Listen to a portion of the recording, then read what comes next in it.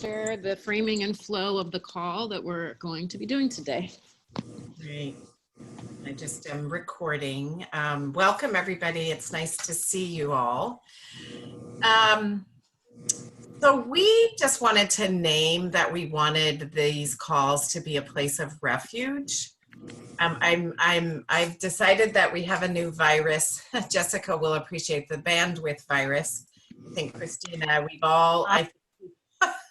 people are overwhelmed and it's hard. And I think the last thing that Dana and I want is for you to feel burdened. I think we are just really wanting to find ways that this is a place that you want to come to, and that you will find support in each other. And this is really about learning. So as you're learning new practices, you know, we want this to be a place where you can come and share and get feedback, and that you would feel comfortable doing that. So I think we keep, you know, we are doing a lot of sense making in between calls and in between conversations. And last Friday we had a call and it was so helpful. And as a result, we changed the course of this call. And you know, I think we're going to try, you know, you're going to hear from Kimberly and Lori today, which I'm really excited about. And that maybe as a result of this, others of you will want to do this as well. Just kind of this peer learning where you might be thinking about or trying or having to plan an event, something, a project, an initiative, a meeting, and using this as a place to be able to come to share your ideas and get feedback. So hopefully that works for you all. And with that, I am going to turn it over to Patty, and Patty is going to lead us in the check-in question.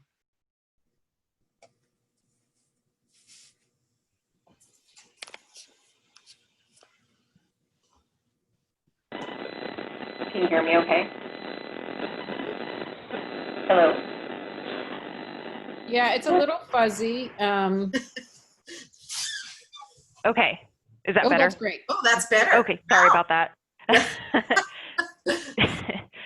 Yeah, so during our planning call, I talked to the group about how a conversation with Ron Dwyer-Voss sort of got me thinking about resident engagement sort of in a new light.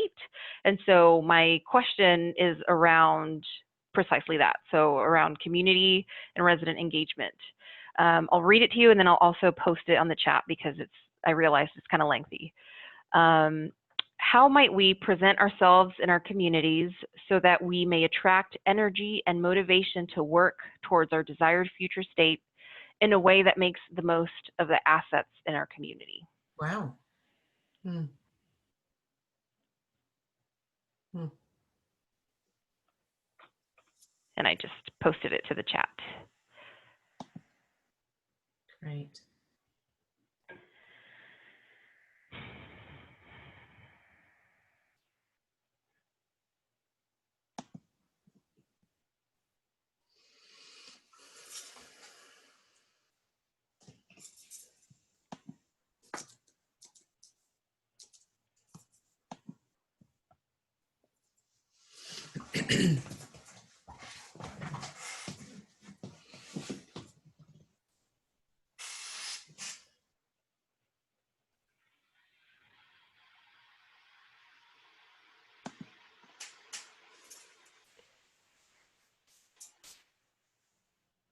Okay, I guess I'll jump in. So what comes up for me with this is people have to know about the work we're doing. And I know in our community, the work that we're doing related to ACH, our health action work, has not been as robustly communicated to the community as it needs to be and could be. Mm. So that's something we're working on, kind of way overdue, but I mean, we can't, you know, if people don't know about what we're doing, we can't attract energy and motivation, and we can't work toward that desired state without people knowing what's going on. Mm. Mm.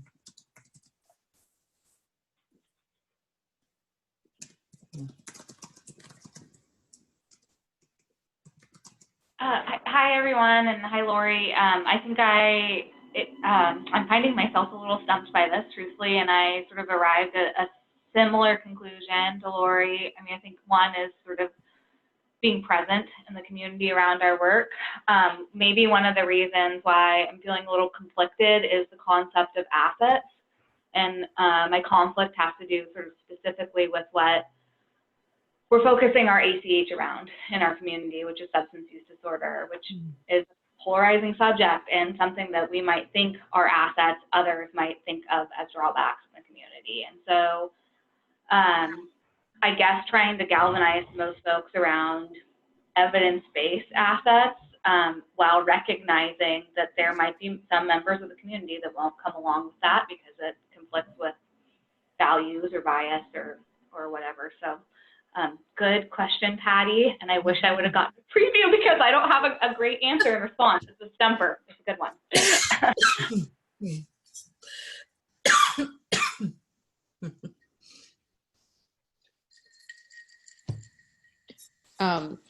It was such a good question, Patty. I think the silence is just demonstrating the thought-provoking nature of your question. I would just say, you know, based on even just this community of practice, right? Like in a sense, there's a parallel process of us working to engage this community of practice in a sense that you all would be engaging your communities, right? So I think the more inclusive that we are of those in the community, like inviting folks into the design team has been an emergent practice that we've just started doing. And asking folks, like, what's going on? Where's your attention right now?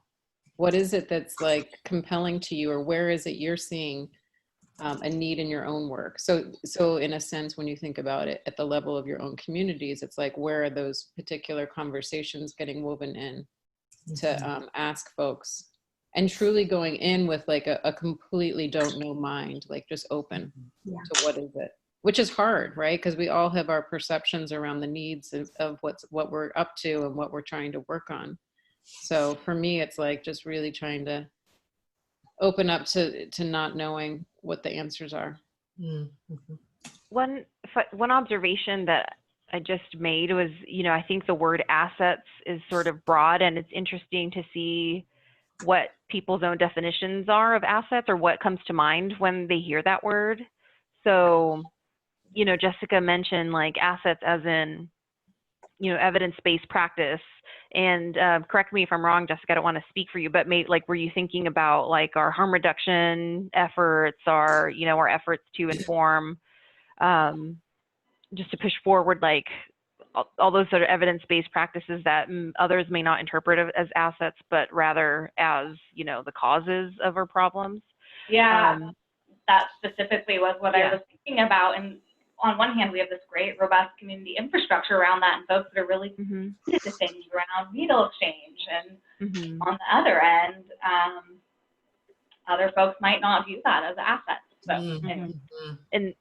and when I think of the word assets, I think of like, you know, this is a really small kind of tight-knit community. Like, how do you use people's sort of our culture of community, you know, whether it be from, if it comes from, you know, the cannabis industry back when that was not legal, and it formed pretty tight-knit communities around that. How do you, that's something that I view as an asset coming from a big city where that didn't exist, if that makes sense. So how do you sort of harness that or use that to sort of bring people together? So it's just interesting to see what people consider to be an asset and what sort of comes to, what the first thing that sort of bubbles to mind when they hear that word. So this is Sue in Fresno. And when I read assets or heard you say assets, I was thinking about people in the community that we don't normally tap into. And I was just thinking about a report I heard this morning from our team that is out in the community doing focus groups for our needs assessment. And they did a focus group with the homeless population. And there was some gentlemen there that were just really grateful that we were there to listen, to hear their concerns and what some of their issues were.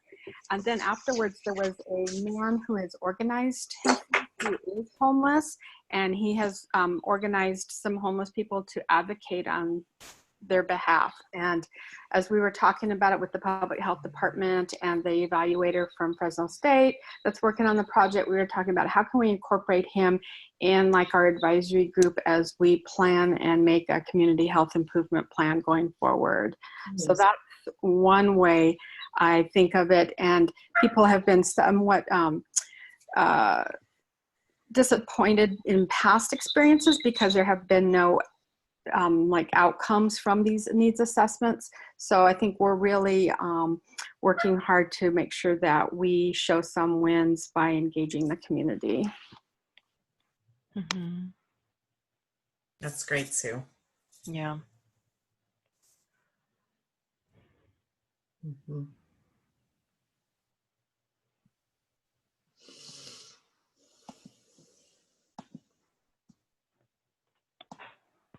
Can you hear me? Mm-hmm. Okay, good. So when I looked at that statement, where we're really stuck is that desired future state piece. What we realize is our CACHI is focused around cardiovascular health. And there are a lot of things that play into that. And what happened is that we got a little bit too big. And so we have so many different ways that you can have an intervention for cardiovascular health. So what we're doing is we're kind of reevaluating and trying to zoom in on one particular intervention and find a way that we can all the people in the room can collaborate around that intervention. So that's really required us to zoom out and say, what is that future state that we desired? It's still to improve cardiovascular health, but can we make it a little bit more specific so that we can really practice some collective impact and then do the engagement? Mm-hmm.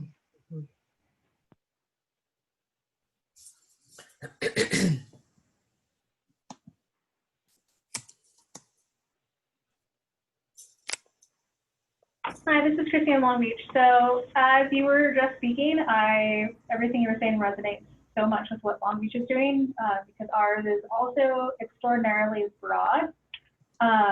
Our topic is All Children Thrive. And so what interventions don't you need to have all children thrive? You know, not only are you talking about little ones, you're talking about everyone that impacts their lives, whether it be someone who's related, someone on, they just pass the street. So I understand the broad overwhelmingness feeling of a topic. But having said all of that, so the question I think kind of tripped me up only because the first part of it, I think even though it's not, something new or flashy, it's really just being about your authentic self, the way you present yourself in the community. I have found that the more you are just who you are, the more our community is more willing to stop and talk with you. Because our community has gotten really savvy to read through the lines and to see through the government and the distrust that they may have with us, especially now more than ever. And so if you're just yourself and real, then they are going to want to work toward that desired future state. And I guess it also allows to make the most of the assets in the community because then you're not turning anyone away. You're welcoming, you're providing a space in which they feel heard. And I think Sue, you had said it about the needs assessment. There's a lot of folks who feel like nothing has come from them, and that's something we are also challenged with because up until very recently, that has been the status quo. That we go out into our community, we hear from you, mm-hmm. and not much is done then with it. So I think we're trying very hard to kind of combat all of that, and I think we're doing that through our authentic presentation of who we are and what we're trying to do. Mm-hmm. Mm-hmm.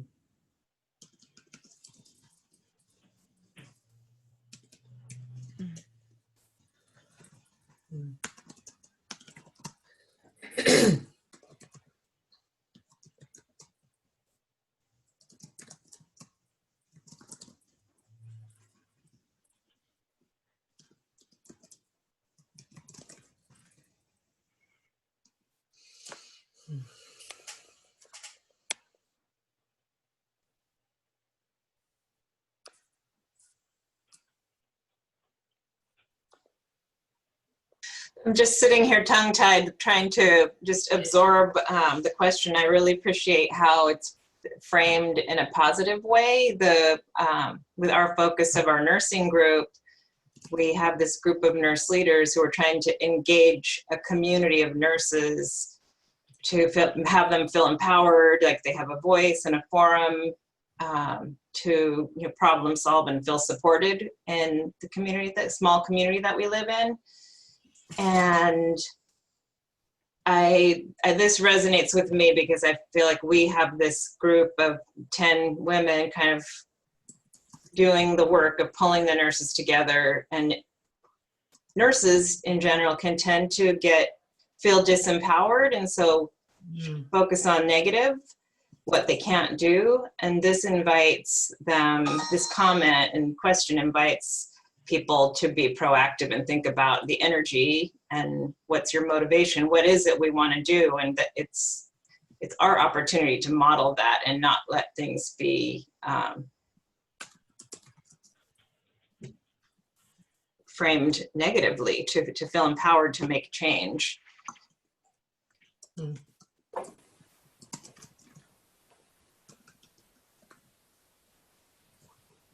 I'll add that I think that I framed it in this way because, before I sort of thought about it as, if we just, invite residents in, we're just sort of opening the floodgates. But then I had kind of an aha moment where that was reframed, for me, and how, now it's like, it's how you present yourself. You'll attract sort of, according to how you sort of base your image out in the community. So if we want to base ourselves as, we're this platform so that you can air your grievances or perhaps, repeat a message that's not compassionate, then that's what we'll get. But if we can find a way to present ourselves in the community in a way that is, we want to use everything that's great in our community to achieve a future state, is sort of kind of how I have reframed it in my mind.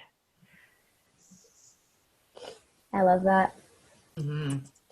I like it too because I think that that having an asset-based perspective doesn't mean that you don't acknowledge that there are needs and that that there are challenges. I think it's more saying yes, these we have high rates of this, and here's the situation around health or whatever it is we're seeking to address, and we know that we have everything we need if we work together to start to address these issues and to really build what we need to sustain and elevate our assets, and build a vision for what can be. And I think positioning your work is being able to say, we're here, to help facilitate that. We're here to help support that. I think in some ways can make both connecting to community a little bit easier and some of your work easier, and recognizing that you can bring in those allies who can share a vision that's based around the assets and the positivity and the potential, and ultimately kind of get to a space where you're working in concert and you're working as a team with your community, as opposed to feeling that you have to carry such a huge, heavy lift of changing everything and leading the change and facilitating it and holding, what is and what can be. You can invite people into that process, which I think there's co-benefit there, which is, I think, really, really beautiful. And it's sharing that vision as members of the community, as people who work in that community as well. I think that's great.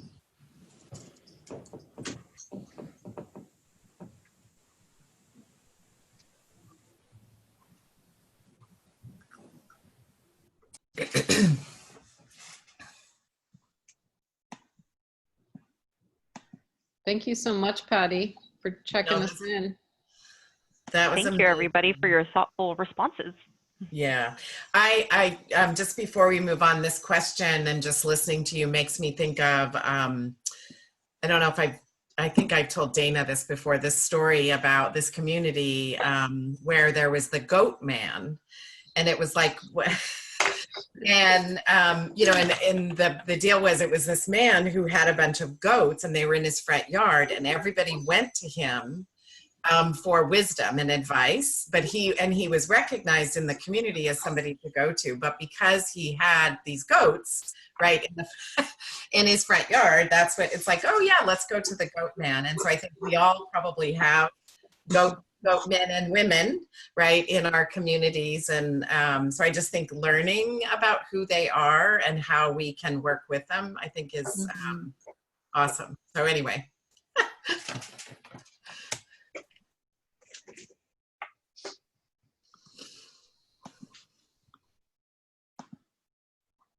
Okay, so this is at the point in the call where we ask if there's any additions to the agenda. If there's anything in here that you hope to talk about today that we haven't mentioned, this is an opportunity to do so.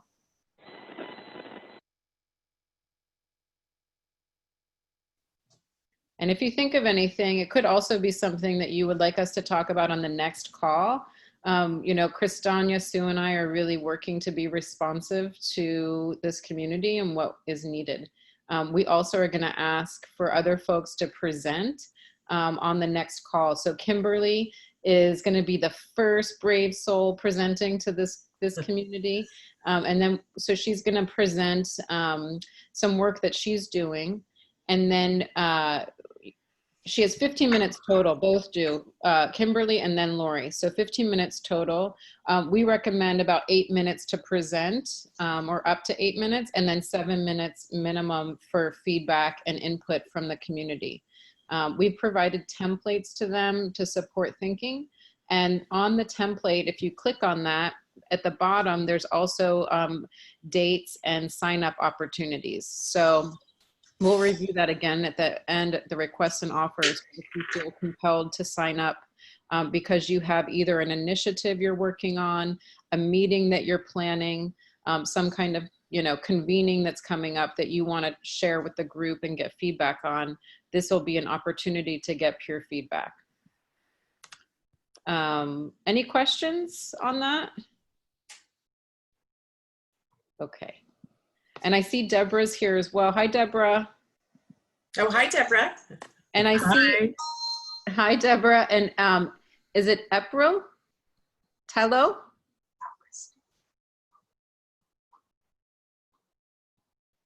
That's April. She's from Long Beach as well. Okay. Oh, great. Okay, thank you.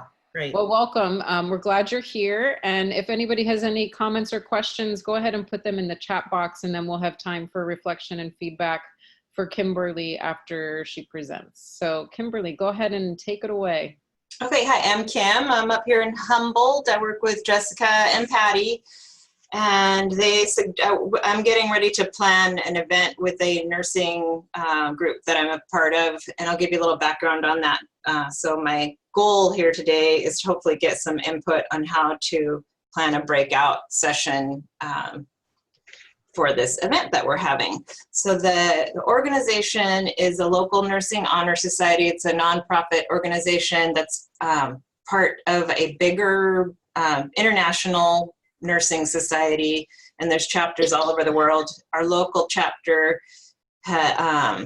became an alumni chapter a few years back when our university nursing program closed. So we've had kind of energy taken away from the local nurses, and that organization was kind of falling away.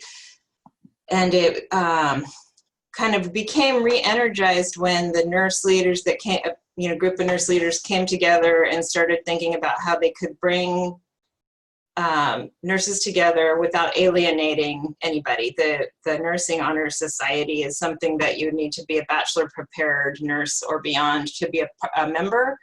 And so it was something that was alienating to a lot of the nurses in our community, feeling like, it's a hoity-toity, not inclusive, and we're not good enough type of thing.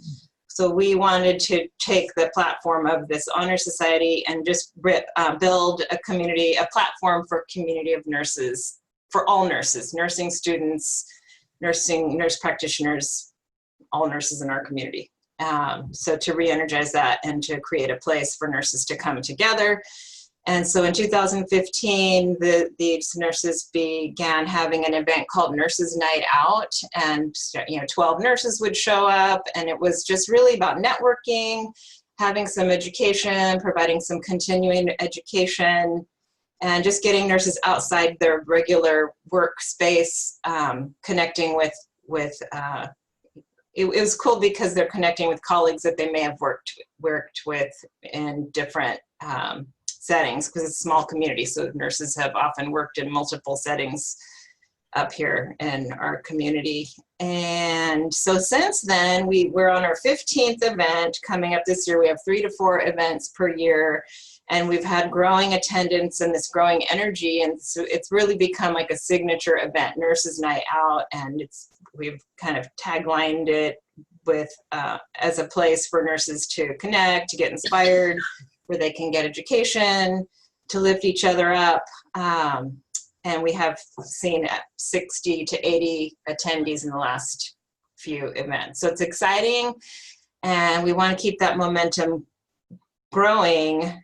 And so our next event is on the topic's going to be public image of nursing. So as I mentioned a few minutes ago, oftentimes nurses feel disempowered and feel like they don't have a place at the table. Feel frustrated, and the media portrays nurses, you see it all the time, sex objects and handmaidens, and you see doctors during nurses' work. They're not really well represented out in the media, in TV shows and such. And so I just got to thinking, if we're going to have this large event, and we don't just want to have a didactic session talking about, all the negative things that the media portrays, how can we include all of the nurses in the room to have a proactive discussion about what we can do to improve the nursing image, or to convey. So my question, if I'm moving down to just the bullets in the template, I came up with a couple of questions, and then one was, how might we convey the value of nurses to bring patients and populations and systems? How might we convey the value of nurses? And then then I thought about switching it around. How might the public image of nurses impact the profession of nursing? So getting nurses thinking about it in that frame. And I had some input from one of the people that are on this planning committee with me about providing an example of the work that nurses do, seeing what nurses do autonomously, giving a couple of examples. One of the nurses on our board had a story about how the gift store had little onesies for babies, and the blue was for boys and the pink was for girls, and she wrote a letter to the gift shop and made them change that. So it was just a story of taking action on something that you see that you don't think is the way that it should be. So with the opportunity we have, there's lots of expertise in the room. It's a diverse group of people. There would be nursing students, up all the way to nurse educators, doctorate prepared nurses, nurse practitioners, school nurses all across the nursing spectrum. And the challenge, it's going to be, we were hoping for a large group. I'm hoping for 100 nurses. Challenge is to keep from coming across as defensive or whiny, turning it into that kind of a situation. Getting cooperation. I'm already getting some pushbacks from some of the board members who have done these kinds of, had experience that wasn't positive, facilitating this type of World Cafe or whatever, so, and trying something new. Time constraint, we don't have a lot of time to do the breakout part of it, maybe 20 minutes. So concerned about doing a didactic, having a breakout, and then wrangling people back in to finish that presentation. Where we have a large conference room that can seat 140 people seated at round tables, so I think that would be comfortable for doing something like this. And the audience we all have something in common. We're nurses, so we could find something that resonates with us, that attractor that we're all working for. 8 board members should be present to help with that. may recruit, and I wrote that I may recruit a co-facilitator. And the why of this, as I have mentioned before, is to bring nurses together, to connect, educate, share ideas, to get nurses thinking about how they can impact their own professions, thinking about recognizing their strengths, how they can move forward proactively, and kind of just be leaders within the position that they're, wherever they are. Mm-hmm. I wrote a little note here. So, do we want to promote activism, or do we just want to share stories that validate what nurses are doing? And then I have the how. I feel a little bit overwhelmed about trying to do this with a large group, and concerned about the time frame that I might have, and the structure, and what's the right activity. I really am not sure what activity to use. And that's kind of where I'm at. I mean,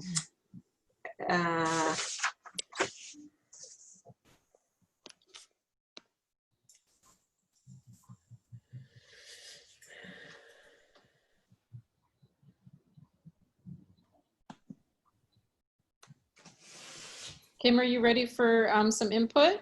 Yeah, go ahead. Well, one question I have is, where is it in the grand scheme of the whole event? Is it in the beginning, middle, end?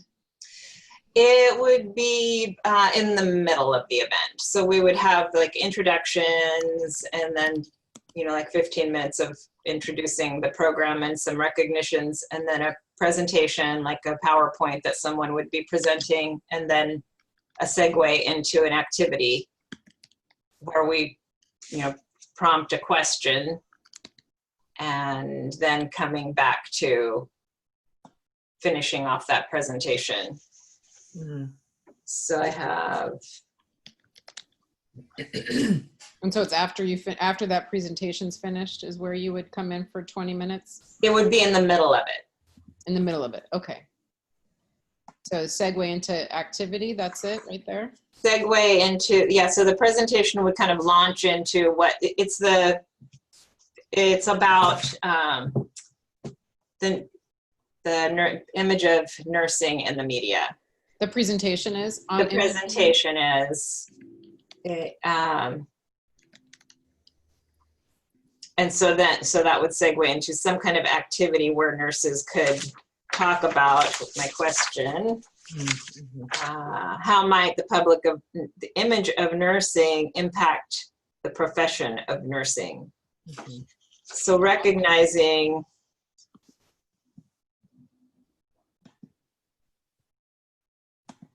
okay. Thinking about that. How can we get nurses to think about what they can do to create a positive image of nursing, or to just feel like they're representing a positive image of nursing, thinking about what a positive image of nursing looks like, mm-hmm. and feeling empowered to have a voice and get to the table. I think that a lot of times nurses are not invited to the table for boards and other things, for okay, finding solutions in healthcare. So Kim, are you open to just getting some initial thoughts from folks? Yes, please. Okay, so my suggestion is to maybe let's just hear like some ideas folks have, and like get a few of those out, Kimberly, before you respond to them. Okay. So let's just hear from the group. Anybody have any ideas?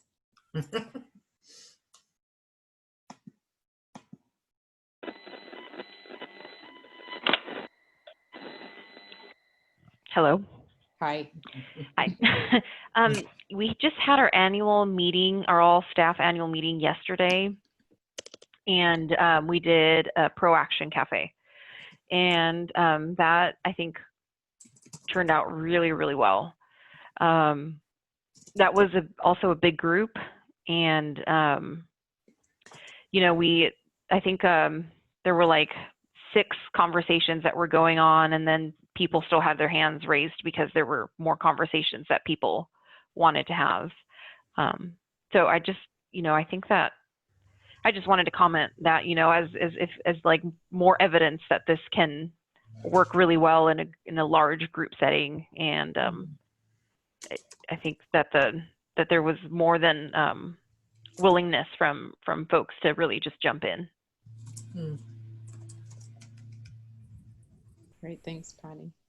Hi, this is Lori. I was having kind of the same thought that something like a World Cafe or Pro Action Cafe format would be useful, because it seems like this is a group where, you know, if having a voice is kind of an issue, that making sure they have as much opportunity, as many of them have as much opportunity as possible to, you know, talk about the things they want to talk about, but also that so that it's framed, of course, in a constructive way.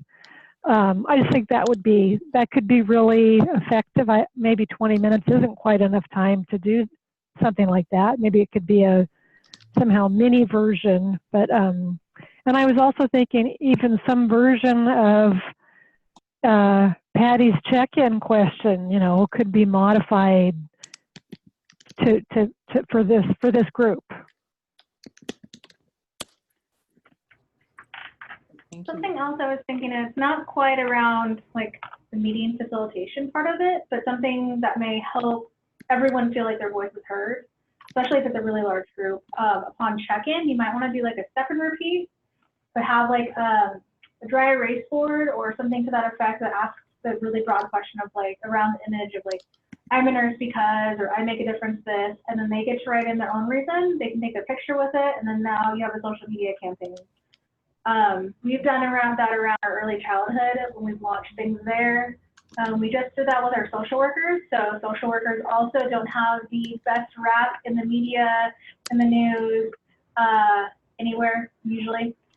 So we took it upon ourselves during Social Work Month we made our own social media campaign, and we pushed that out through the community, through our own department, to start to rebrand what does it mean to be a social worker. And that's kind of what we asked ourselves, and everyone kind of got their own moment on our page, and they had their picture with why I'm a social worker, just to help kind of shift what that image looks like. And it's a little bit more work, so I don't mean to put like another level of complexity on top of what you already are doing, but that may be something, if not for here, but maybe as a follow-up at a different point. I'm sure there's a like Nurse Appreciation Month, and if not, you should make one because it is needed, and we appreciate you. As a social worker, thank you for all that you do, because your profession helps us, so thank you. So good. Any other ideas coming up?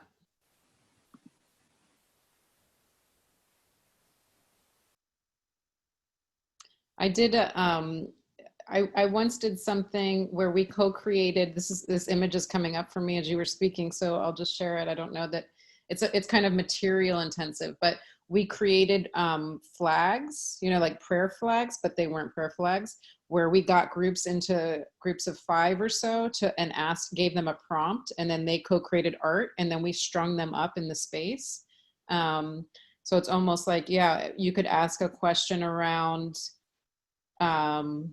I love this question around, you know, what it means to be a nurse. What does it mean to be a nurse? Or, you know, I think there's so many prompts that we could play with around some positive self-image pieces.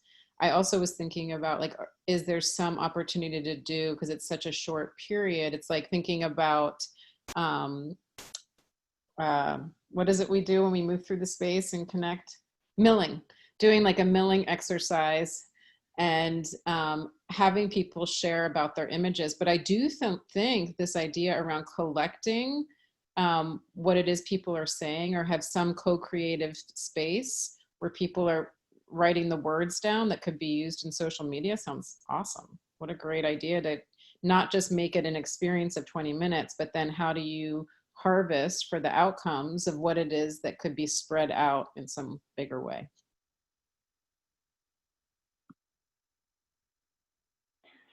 I really like all the ideas that have come forward, and I was just sort of thinking about how my experience in rooms like that as an introvert, and especially around sort of large theoretical like ideas, like how are nurses represented in the community or in the media, and how do we change that? And so stuff like the step and repeat, or like the sort of individual activity that adds to the sort of common understanding and work really works for me in those rooms, because I oftentimes have a hard time sort of actively participating until I sort of feel warmed up and connected, like it's a trusting environment. So I think it creates space for folks like me to contribute in the way that sort of works for us in that moment, especially if it's going to be sort of a shorter activity overall. So just sort of a pitch for that as a complementary part to the overall effort.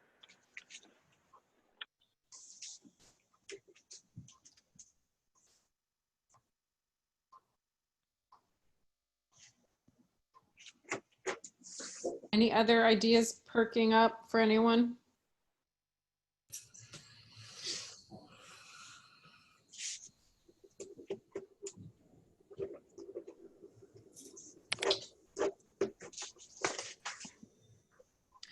Kim, what's emerging for you at this point from those responses?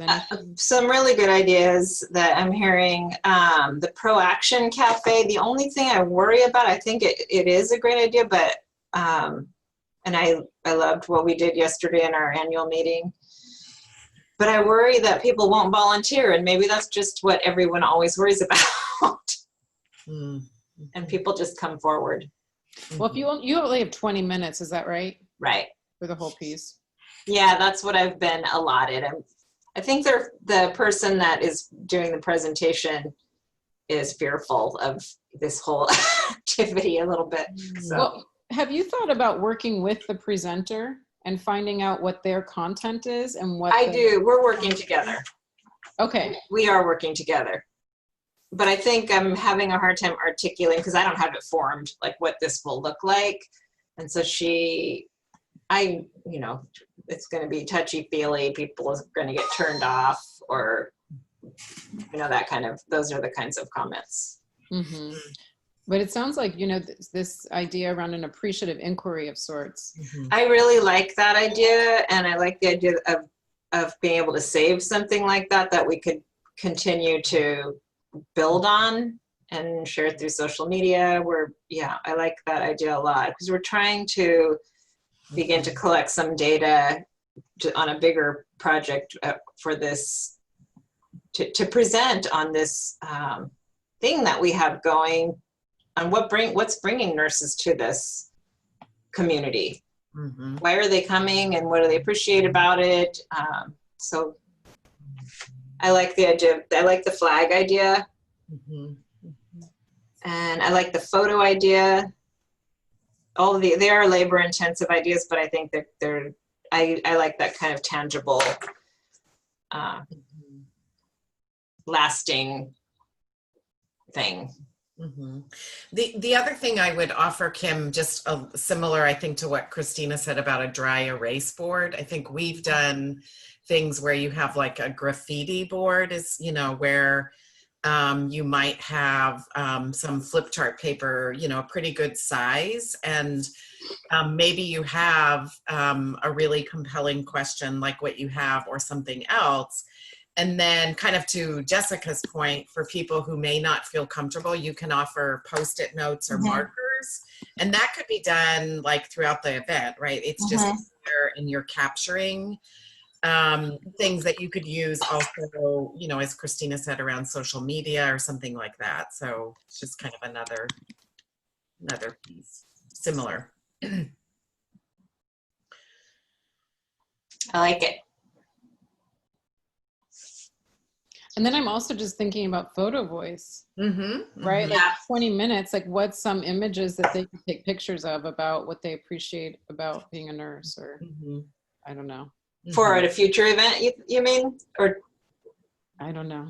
Yeah, I mean, I think it could be, that could really be an interesting project, right? Is where you work with a group of nurses, right? And go out and take pictures, and then maybe at another event, you kind of do a gallery, of pictures and talk about them, and maybe invite others Yeah, so that's kind of a nice idea. I like that, to expand on this nursing image Mhm.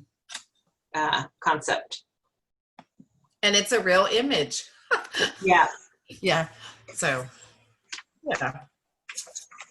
Great. Great. Any other thoughts for Kimberly or anything else before we get to hear from Lori? And when is it, Kim? When's the Oh, it is actually on Nurses Day. So it's National Nurses Day, May 6th. Oh, very good. Okay, so we'll be anxious to hear a report back. Yes. Yeah. Praying for more than 100 nurses. Wow. And Christina has shared some examples with us, and we will send them. Did you want us to send them to Kimberly? Thank you. Turn May into Nurses Month, Christina said. Oh, thank you. I think, and also I think, you know, these conversations may lead to more ideas. So just, you know, feel free to email each other, and if something comes up, and just now me saying photo voice, I don't know, it just came up. I don't have a well thought out idea, but maybe. No, I know. I love photo voice for everything. Yeah, and the story piece, that's another thing I'm going to share with you, just like stories, like videotaping or capturing like in a podcast, right? Work with your local radio station or something, you know. The possibilities are endless. They are. Thank you so much. Thank you. Thank you, Kimberly. Yeah. I'm sending you emails from Christina right now. Thanks, everyone. Okay, Lori. Okay. So I am with the Sonoma County Department of Health Services, and I'm part of the backbone team for Health Action, which is our countywide multi-sector health improvement collaborative. And it includes representatives from healthcare, local government, education, business, labor, and community organizations. And this collaborative's mission is to mobilize community partnerships and resources across our county to achieve equity and to improve health and well-being for everyone.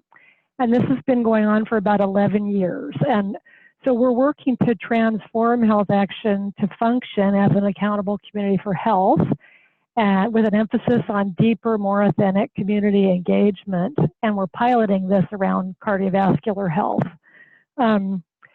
So the work of Health Action is organized around three main areas: health, educational attainment, and economic wellness. And I support the Committee for Healthcare Improvement, which is the health-focused part of that. And the vision of that group is for high-value, well-coordinated, person-centered care for everyone in our county. And the mission of this committee is to lead healthcare system improvement in our county. So the strategy to date has been to work together. I should mention that the committee is made up of organizations, hospitals, provider organizations, community health centers, and community health related, organizations. And the strategy to date has been to work together on issues that are of greatest health issues of greatest impact to our county, like cardiovascular disease, like opioid prescribing, advanced care planning, and mental health care coordination, with the idea being to focus on issues that can only or most effectively be addressed by working together. So I want to say that the members of this committee are mainly like chief medical officers, executive directors, leaders in their organizations, and that was purposely created this way so that it's people who have the authority to make decisions in their organizations.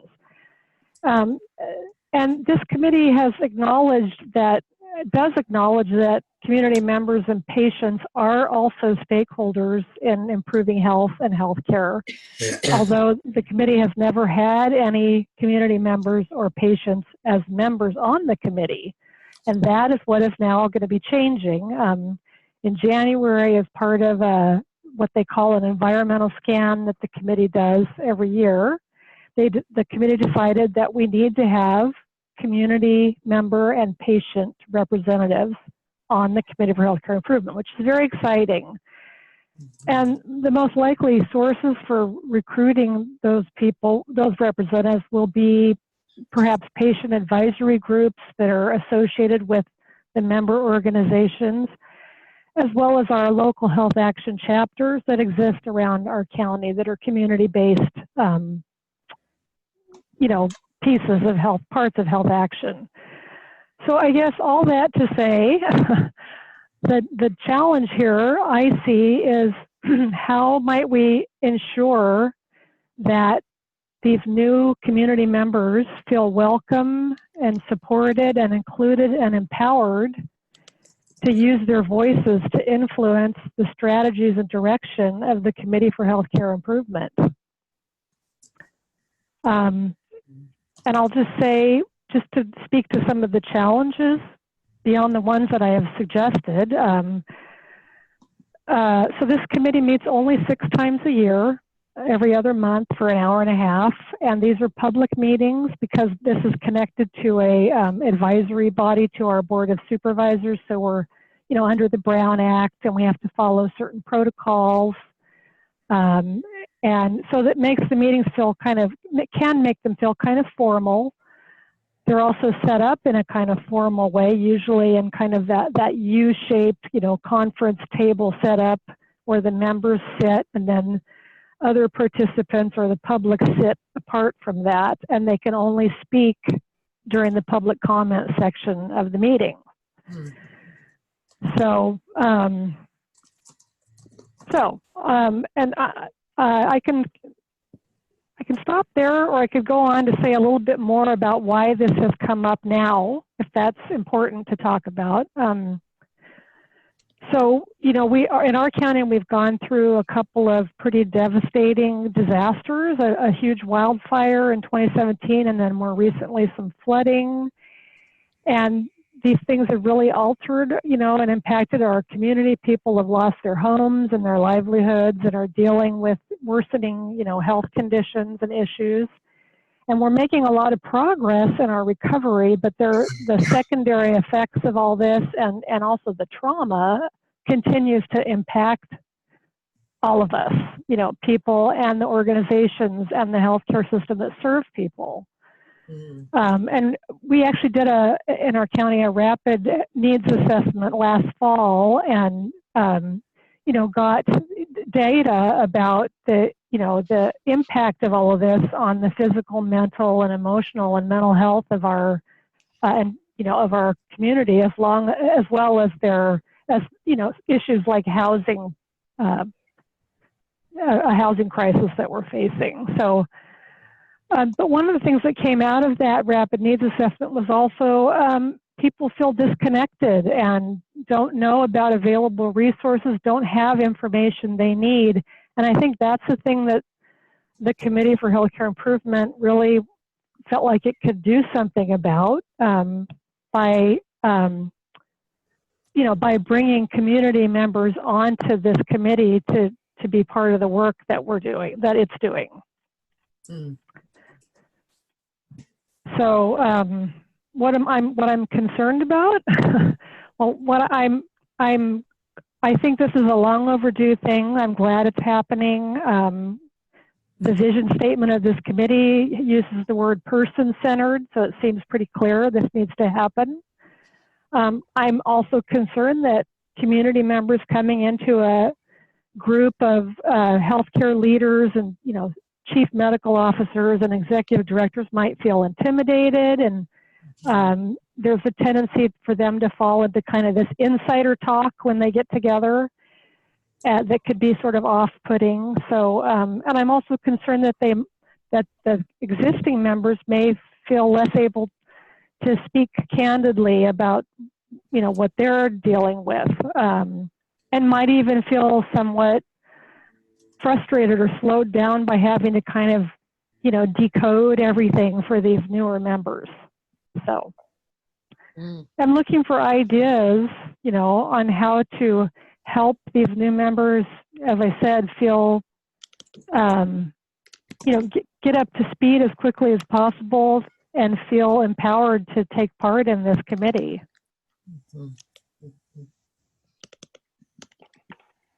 Lori, I'm sorry if I missed it. I just have a quick question about, like, do you have a sense of how many folks will be adding?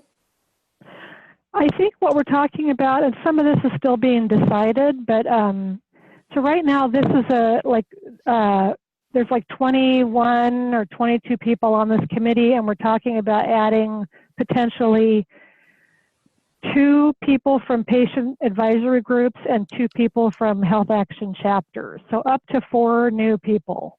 Okay.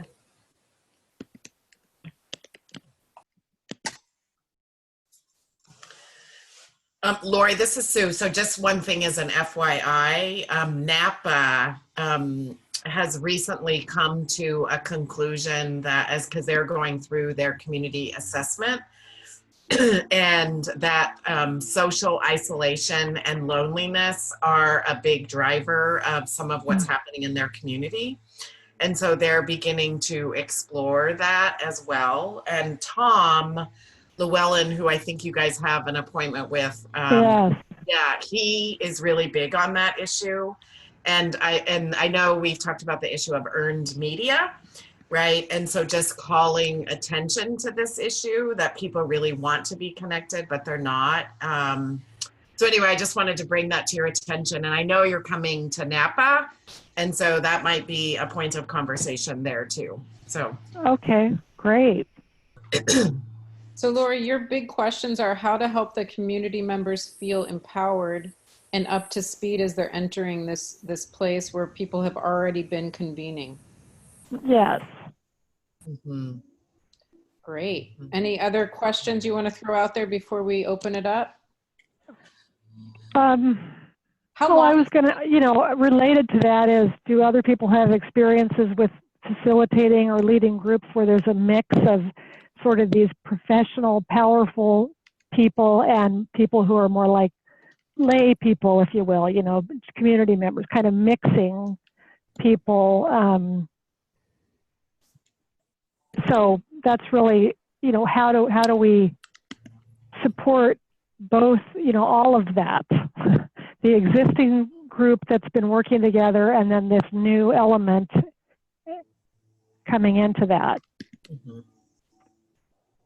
And do these people that are coming, the 4 new folks, do they know each other or have they been connected in some way already?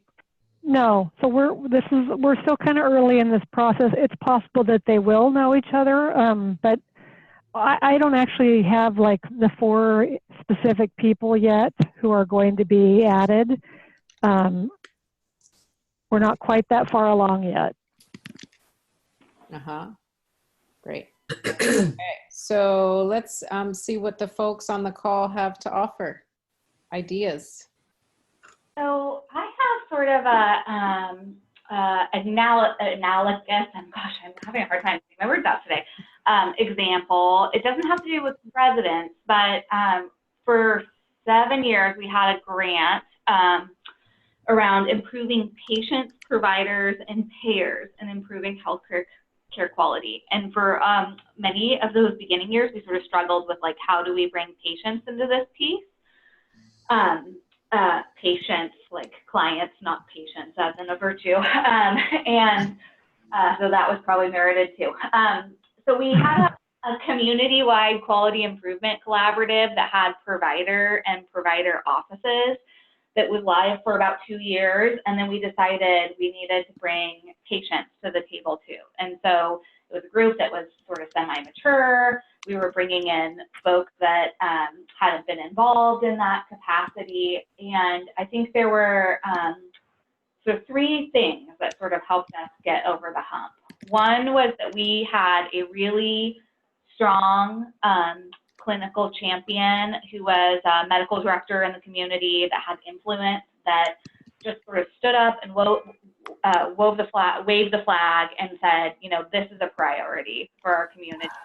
So these folks should be at the table, modeled, turning to patients and asking their input in the room, that sort of thing, sort of space. So that was really strong.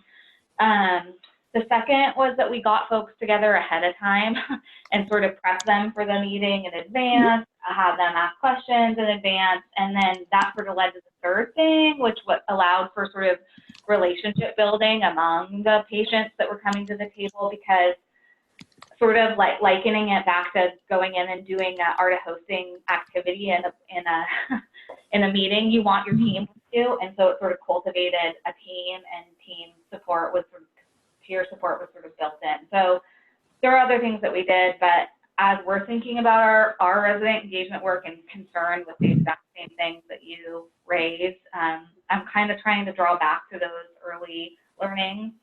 And then I guess last thing is like really naming, like there's a power differential in the room. There certainly was when you were talking about patients talking to their providers and maybe saying that they could improve the quality of their care, the way that they were delivering care. Where there's limited access, and I imagine the same power differential probably exists if you're thinking about bringing service providers in a room together with people that are recipients of services. Yes. So I think naming that is important. So yeah. Thank you. That's so great. I appreciate that. And the three things that you suggested, they're all doable, and I have been thinking about certainly the second one, getting them together ahead of time. So then, these other parts of that, other aspects of that seem like really great ideas and can definitely be implemented. Yeah, and I would second exactly what Jessica mentioned, doing the onboarding. I do that with anyone who's joining any steering committee that I'm on. If they're new, I will onboard them regardless if they're professional or paraprofessionals, because I need to know where we've gone. Otherwise, we're going to rehash the last 8, 9, 12 months, and I don't want to do that all over again. So if we can kind of bring them up to speed and then bring them along with us, I always try to do that.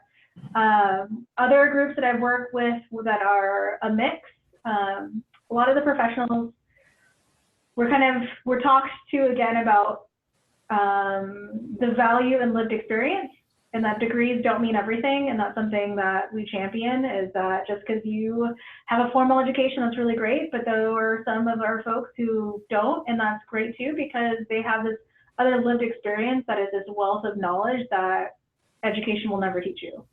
And really kind of working through and like processing with some professionals around that, because some jump on board and get it, and some are very stuck in titles. Kind of like working that ahead of time so that it's not being worked out with everybody in the room. So giving them some time to like process that, I think, is important, and also reminding them why it's important to have our residents included in the decision-making process and why that's important. And hey, you signed up for this and you wanted to be a part of it, so jump on board as well. And if you have some hesitation, let's talk about it now before, we make anyone feel uncomfortable in this room. A lot of like processing, I think, beforehand.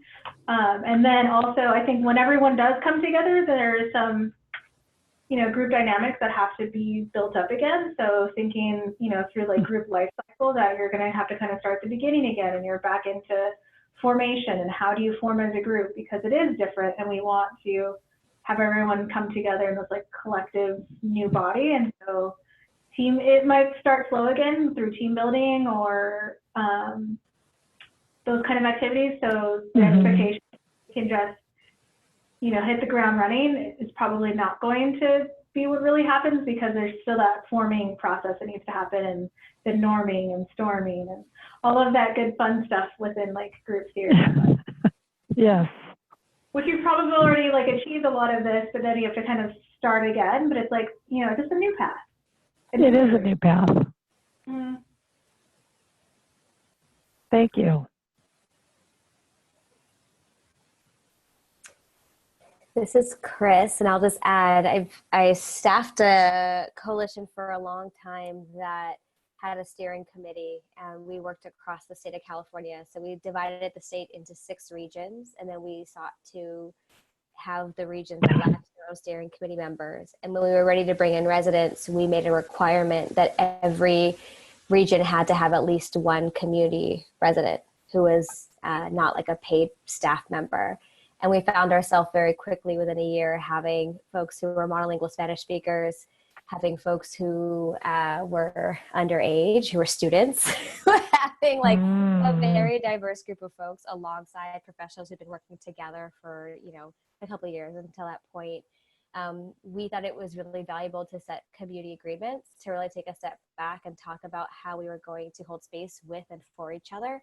And it didn't just target because our residents were coming in. It was just saying every time we have a fresh face and new groups, like we want to start to make this a practice. And one of the things that I think was really valuable is like not using acronyms and not using certain kinds of lingo that felt really alienating to folks who were just joining. And that was something we recognized we had to start before they were at the table and in the room. But to really say, like, we want folks that, you know, even when we hire new admin staff would take notes in meetings. I mean, it was just something we recognized we had to kind of break down and help folks like make sure it was an inclusive space. We would have a legal guardian that had to travel with the student who was like with them all the time. We had to offer interpretation and translation of all of our materials. And I feel that that process allowed folks to actually really recognize and have some humility in recognizing that there was a lot of work being done on those part of those residents to really be there. We did onboarding. We did a lot of follow-up as well, like after meetings, like check-in. How was that? How did that feel? And sort of things to provide. And not in a way to make folks feel called out or, you know, singled out in any way, but to really offer them that support. And I think the one benefit we did have was that because people came in sort of regional cohorts, they usually knew a familiar face in the group.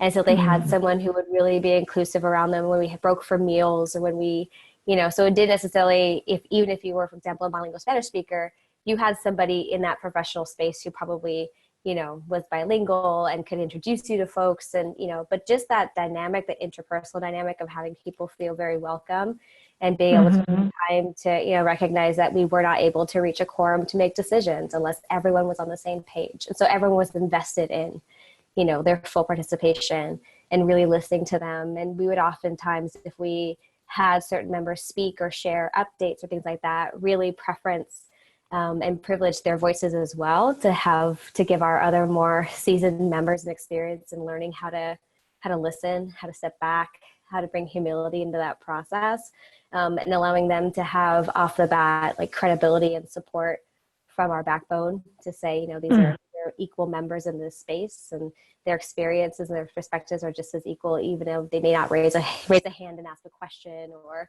you know, lead a part of an agenda. So we had to be intentional about building that space in as well. But I would say on the whole, it was really valuable. We got information and feedback that we never had gotten before.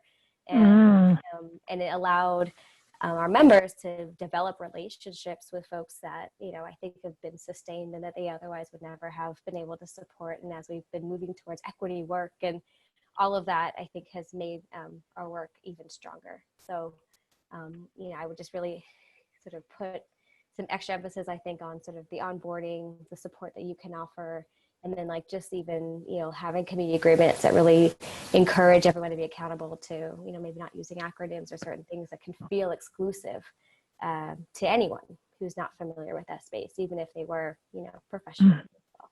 Yes. Are those community agreements something that you could maybe share with me, an example of that? I'd be happy to. And I think that the fourfold practice from the art of hosting might also be a good substitute for it, but I'm happy to share our go-to ones that we've used. And then, you know, we could also be, you know, you can always take them and adapt to make them as nuanced as you like. Okay, thank you. I just want to name, I'm hearing some principles of how to do this work, some of which many of you mentioned around onboarding. So doing that pre-work with the group to make sure that they're up to speed on what's happening. Some other principles could be creating community agreements, creating spaces of inclusion. You know, once a new group starts forming, there's new dynamics. So what are the things to build relationship across, especially if some folks have been working together a lot? Some of the things I would mention are the Convening framework. I don't know, Lori, if we shared that with you, but it speaks to this notion around, you know, what is an expert, right? So, you know, just because somebody has an education and decision-making capacity doesn't necessarily make them more of an expert than somebody with lived experience. And Connected Framework also speaks to just the need for having many perspectives in forming outcomes when you're dealing with complex systems change. It's okay to have a subject matter expert be the one informing the way forward if you're dealing with a complicated situation where there is a cause and effect. But when you're dealing with complexity and there is no cause and effect, it's actually would be problematic to only rely on a traditional expert perspective for a solution. You would actually just recreate the same problems probably. So there's a framework called the Convening framework, which can be a really nice sort of grounding entry point as the whole group comes together to say why we're weaving in new members into the work, because we're actually not enough without them to do. So the Convening framework, I can share a video with you that explains it, would be something that would be really helpful. And then also the design team. So as you're designing the meetings, you know, ensuring that you're including those folks, you know, in the planning of what it is that they're doing and giving them hosting roles and spaces to step in and up. Okay. Anything else? Anyone else have any offerings?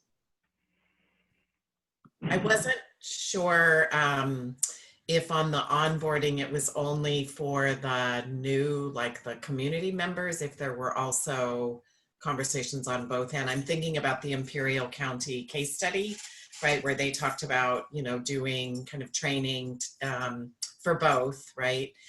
So that was just one thing I was wondering. And then also just this notion of some kind of stipend or childcare, or, you know, if you think about, is that going to be a burden for them to participate?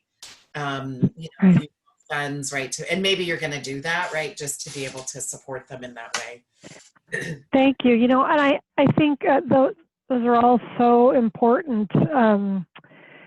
And I think I'm seeing that, and I didn't mention this, but, you know, right now, the way this committee, the planning happens and leadership is we have an executive committee. And it's, you know, a subset of the larger committee. And so, you know, I'm seeing all of this, you know, is going to start with, you know, conversations with them about, you know, moving this all forward. So I just want to also mention that, you know, the way that it's worked in the past, as far as onboarding members, it's been a one-on-one kind of a thing where it's usually me, you know, calling or meeting with them, a new member. And then sometimes they also have a conversation or a meeting with this executive team, this smaller core group. So, you know, I think that's part of what we need to talk about is how to, does that work for, you know, these newer members coming on, or how do we need to do this is also part of that conversation, and including that, you know, core leadership group in this whole planning is going to be part of this. I feel like they might not necessarily know what all is involved with adding these new members to our committee. Yeah. Including the, you know, the time of day that we have these meetings. If we add community members, it might not work anymore, and that's something we'll have to talk about. Yeah. Yeah. Yeah. Great. Anything else to add before we move to the next? Lori, that was amazing. Thank you so much. And everybody's input. Wow, my brain is. Yes. Yeah, this is awesome. Yeah. So good. Well, let me say thank you to all of you, because I mean, you know, some of these things I've thought about, but just listening to your, you know, individual and collective wisdom is like opening my mind to a bunch of other things I need to, you know, really think about and prepare to address.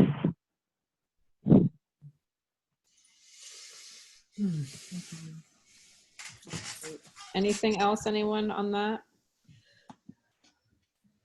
Christine, it looked like you were going to say something. I was just going to say, on paper, I think resident engagement, people are like, it's great, it's easy, it's something we have to do and we want to do, and it's so much fun. And then you go to put it into practice, and then it's so much more. It's so much more. And so all the things, Lori, as you're talking, that's what we're thinking through as well. And everyone's like, yes, we want resident engagement. I'm like, okay, I also do, but do you understand what this means? It means the time of day is going to change. It means our meeting structure, how we meet, is going to all look different. And you all want it, and that's great, and I will make that happen, but just be prepared. Mm-hmm. And then everyone's like, oh, okay. Mm-hmm. And then it's more discussion around what does it actually look like when you do it, when you don't tokenize a group of people, when you do it purposefully, when you do it meaningfully. It means so much more than just like checking a box. Yeah. So I give you my community engagement like good thoughts, because I understand. And I wish you the best, and let us know how it goes. Yeah. Thank you.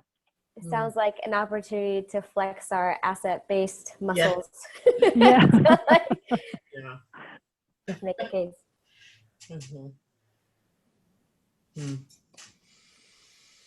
So I'm going to do a screen share.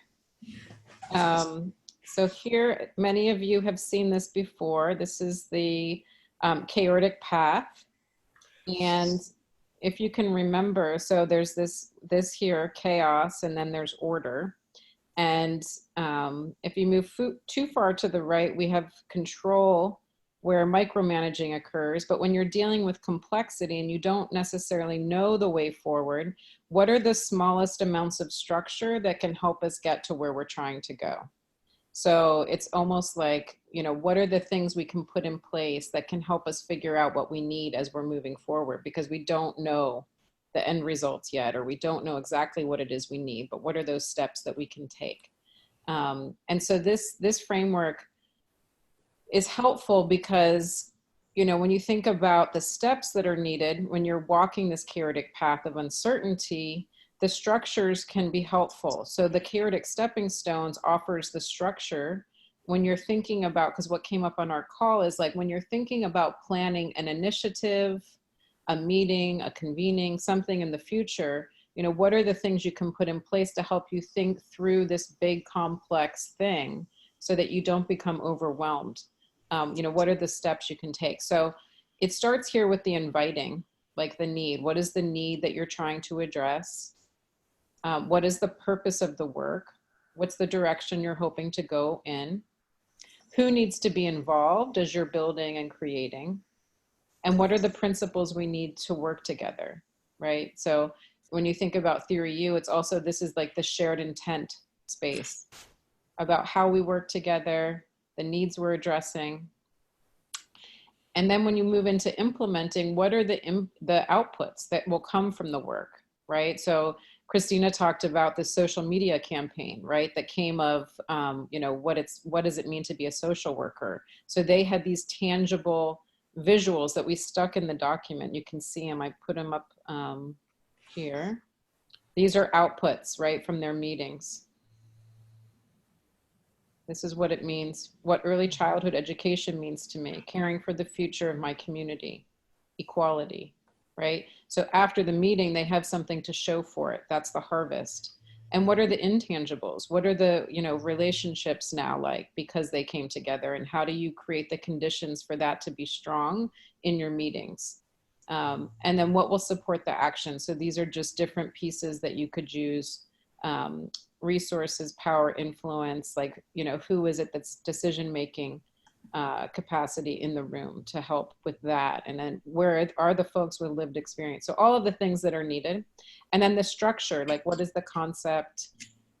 What are the limiting beliefs maybe that you come with or that your group has from past experiences that are keeping you from moving forward? And what's the structure needed? So there, in this document, there's a link here that talks through each of those different aspects with questions that can help guide you in your thinking. And then we've also come up with, when you're thinking about designing a convening, can you see that here? Mm-hmm. It started, it's certainly not finished, and we would love for your contributions in this, but sorry, that's the template. Wait, that's that, yeah. What is needed to design relevant, purposeful, and thoughtful meetings, initiatives, and projects? So, here's some principles that we thought about, like listening, or diversity and inclusion, emergent practices, being adaptive, identifying the purpose. And a lot of this is the work done before the actual meeting, right? So it's like 80%, 20% rule, where 80% of the work is done actually before the meeting, right? Where you're thinking through all of these things. And then the meeting, because of all that planning and thinking, that's the effects. Doing a backcast. What might the future look like if we're successful with this project? Plan for the harvest, right? Those images we just showed you. We've also included some templates. So when we have a design team call, here's a meeting agenda that you can use and augment. And then also just a design doc template. So if you're planning an agenda, that'll be in here. Identify who should be informing the work, who are the other folks that should be in the room, and then we expand this concept of experts, right? It's not just those with a PhD, these other folks as well. And then when you're drafting the actual design, beginning with framing and the purpose and objectives, and then start with what are the conversations for relationship and shared intent? What are we collectively aiming for? And then some different examples of practices and frameworks that we've used. And once the relationships are formed, what about conversations for possibility? And then different methodologies that you can use to explore possibilities with the group. And then once the possibilities are on the table and right, begin conversations for action, and then doing things like Pro-Action Cafe, so different methods, and getting a sense of the space and the environment of the meeting so that when you go to the space, you can use it as best you can. Sometimes it's more challenging than others. And then invitation. Sometimes you have to make different invitations for different stakeholders, right? And you need to frame it accordingly. And getting feedback from those that you really want in the room. And then Christania, I'm gonna ask you if you just wanna speak to this piece as well.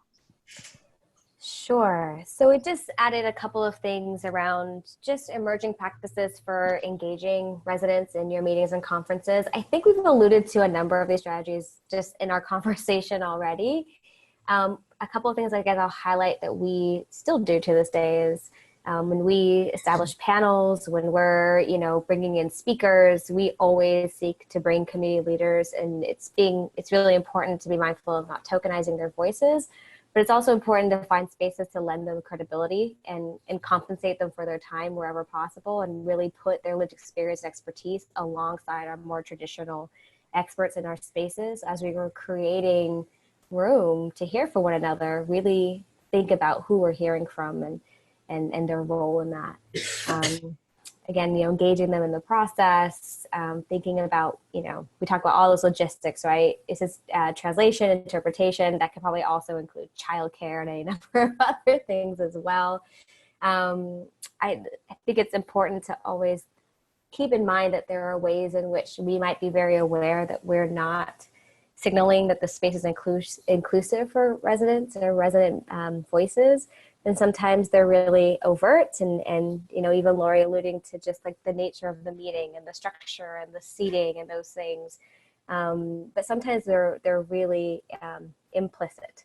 And so always just being open for feedback. And I think on the bottom, the other two I really would lift up is making sure your meeting design can honor all different kinds of communication, allowing people to be taken seriously if they are very verbal and want to speak up, if they're really quiet, if they prefer to do things in a written manner, if they want to, think about things and get back to you in a different like forum. Allowing all of those ways of feedback to be taken seriously, I think is really important. And recognizing how we can respect sort of individuals and how they express their culture and their language and the lived experience across those various ways of communicating. And then of course being open to what emerges. We always have sort of set agendas and limited time and lots of things to do, but sometimes things come up and it can be, a challenge or conflict that we have to really sit with. It can be, emerging question that maybe we haven't really thought about, but we have new people in the room and we have to spend some time to that. And I think always leaving space so that you can honor those moments where you can really support new voices at the table is really important. alongside, you know, being open to being vulnerable to having those conversations and facilitating them gracefully is always really key because differences will emerge and that's okay. As long as we can kind of meet them and ensure we're sort of adequately safe, holding space for one another in the process. So I'm sure there's plenty more to add and echo kind of Dana's invitation for other people to add some of their experiences and perspectives as well. Sounds like maybe actually we could even add some of the things to come up, like onboarding and things like that. They might actually prove really helpful. Mm-hmm.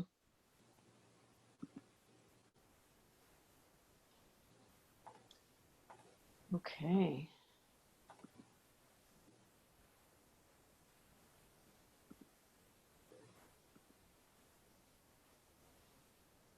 So we only just have a few minutes left. Sue, Sue or Christania, would one of you want to do requests and offers?